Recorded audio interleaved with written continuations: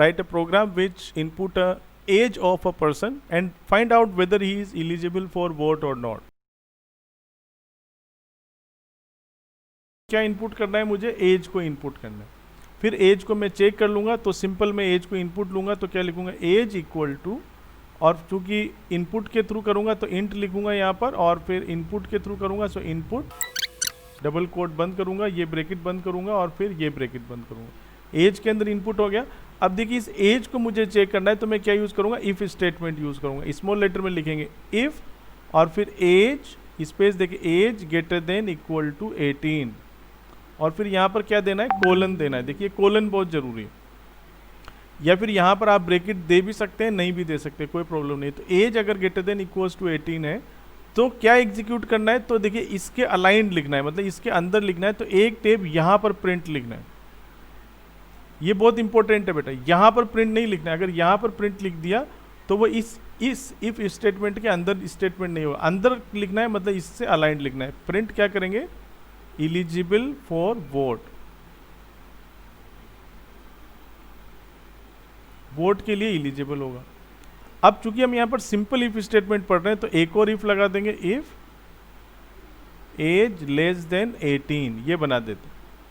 अगर एज हमारी 18 से लेस देन है, अब देखिए यहाँ पर इक्वल नहीं लगाया, ऊपर ग्रेटर देन इक्वल लगाया था, मतलब 18 के इक्वल हो या उससे ज़्यादा हो तो वोट के लिए एलिजिबल होगा।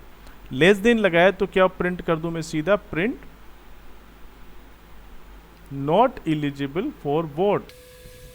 यहां पर if age greater than equals to 18 eligible for vote, और सीधा मैं लिख सकता हूं एल्स कोलन, तो नॉट एलिजिबल फॉर वोट। ठीक है, तो हालांकि जो बनाया है वो गलत नहीं है, ऐसे भी बन सकता है। ठीक है, एक प्रोग्राम को बनाने के कई मेथड हो सकते। समझ में आई बच्चों ये बात? इस तरीके से हम इफ़ स्टेटमेंट और इफ़ एल्स स्टेटमेंट को अच्छे से यूज़ कर सकते हैं। इसका हम प्रोग्राम बना के देख लेते हैं। ओके, तो सिंपल मैं यहाँ पर क्या करता हूँ, एक वेरिएबल बनाया एज नाम का इंट, और इनपुट करूँगा enter the age of a person.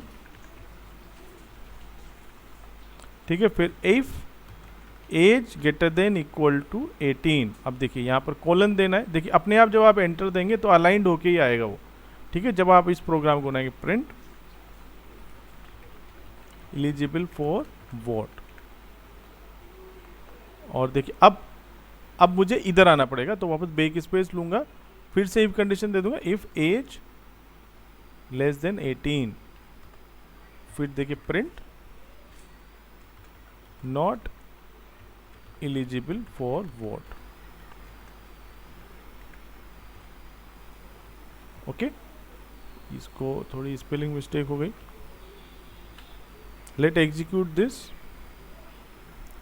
Asking to save the program eligible, enter the age of a person, suppose 25 is the age, so you can see eligible for vote. Execute again, suppose 15 is the age, not eligible for vote. Okay, 89 eligible for vote. So you can see what is this? This is actually we are selecting the statement based on the condition. So if this condition is true, then this statement will execute, and if this condition is true, then this statement will execute. So this is the answer of this